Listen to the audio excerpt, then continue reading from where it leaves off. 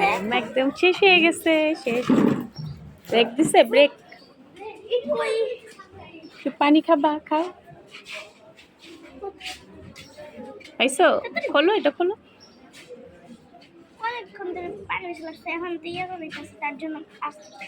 আচ্ছা ঠিক আছে।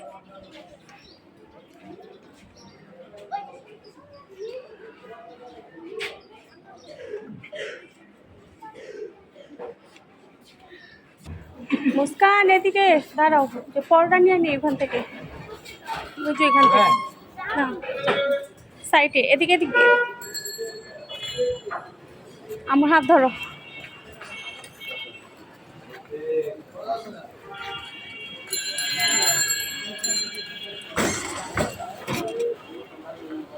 দুইটা পরোটা দেন তো।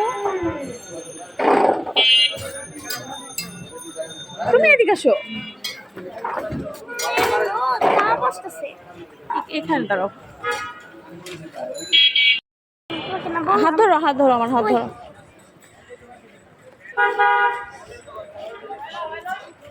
আপনার কাছ থেকে কলমি শাক নিব দেখে ওইখান থেকে আনলাম না, ওই ভাইয়ার কাছ থেকে, কারণ এইখান থেকে সবসময় নেই।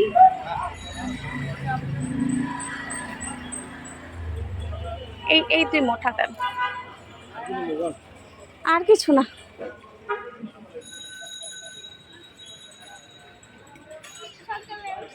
সকালে উঠছে একদম ঘুমে দিয়ে গেছে ভাই।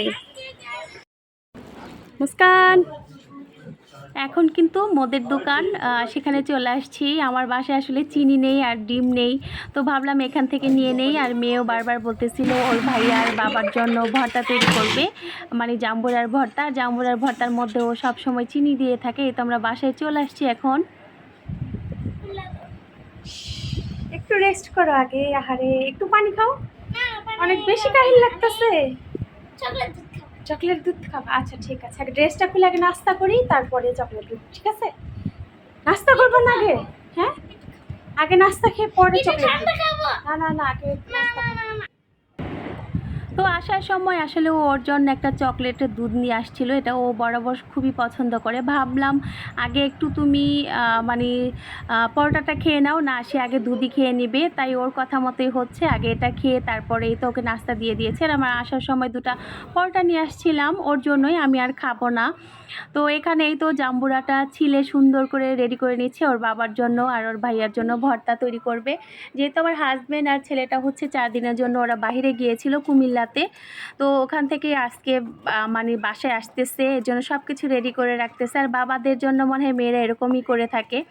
আর এদিকে আমার কবুতরগুলো দেখলাম যে আরেক বাসার চালে নেমে গিয়েছে, হয়তো বা ক্ষুধা লেগে গিয়েছে। আমি কিন্তু সকালবেলা একবার খাবার দিয়ে তারপরে গিয়েছি ওর কোচিংয়ে। তো তারপর এখানে যেহেতু আসছে, আমার গতকালের ভাত ছিল সেগুলাই ওদেরকে দিয়ে দিয়েছি জানালা দিয়ে খাওয়ার জন্য। তো আসলে মায়া, দুনিয়াটাই মনে হয় মায়া, মায়া ছাড়া কোনো কিছুই নেই। তারপর এখানে রান্না টান্নার আজকে আপনাদের সাথে আমি কোনো কিছু শেয়ার করলাম না, জাস্ট আমরা এখন দুপুরে সবাই মিলে খেতে বসেছি। ওর বাবা ছেলে সবাই চলে আসছে। তো আমার আজকের ভিডিওটি সবার কাছে কেমন লাগলো অবশ্যই কমেন্টস করে জানাবেন। আর এখন পর্যন্ত যারা আমার ভিডিওটি দেখছিলেন তাদেরকে অসংখ্য অসংখ্য ধন্যবাদ, এবং মন থেকে তাদের জন্য দোয়া এবং ভালোবাসা থাকবে বরাবর সব সময়ের মতো।